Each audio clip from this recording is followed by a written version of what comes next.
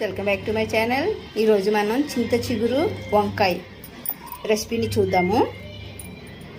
వంకాయలు, ఒక ఆనియన్, పచ్చిమిర్చి వీటిని కట్ చేసుకుందాము. కర్రీ ఎందులో అయితే చేస్తామో పాన్ పెట్టుకొని అందులో మనం కట్ చేసుకున్న ఆనియన్, పచ్చిమిర్చి యాడ్ చేసుకుందాము. ఇవి వేగేలోపు మనం వంకాయలను కూడా కట్ చేసుకుందాము. ఆనియన్ మంచిగా వేగింది కదా, ఇందులోకి మనం కట్ చేసి పెట్టుకున్న వంకాయ ముక్కలను యాడ్ చేద్దాము. ఇలా వంకాయ ముక్కలన్నీ యాడ్ చేసుకున్న తర్వాత ఇందులోకి మనం కొంచెం సాల్ట్ కూడా యాడ్ చేద్దాము. ముందుగానే సాల్ట్ యాడ్ చేసుకోవడం వల్ల వంకాయ అనేది చేదుగా అవ్వదు.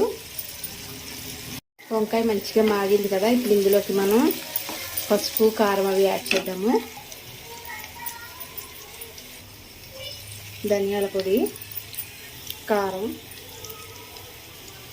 ఇవంతా కూడా మంచిగా కలుపుకొని ఒక 5 minutes ఉంచుకోవాలి. మంచిగా ఆయిల్ సెపరేట్ అవుతుంది కదా, ఇప్పుడు ఇందులోకి మనం సరిపడినంత వాటర్ని యాడ్ చేసుకొని ఉడికించుకోవాలి. కర్రీ ఆల్మోస్ట్ అయిపోయింది కదా, ఇప్పుడు ఇందులోకి మనం చింత చిగురుని యాడ్ చేసుకుందాము.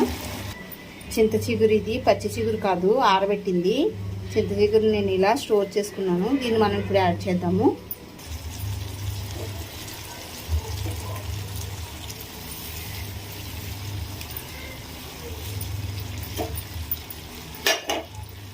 ఇది ఒకసారి మంచిగా కలుపుకోవాలి.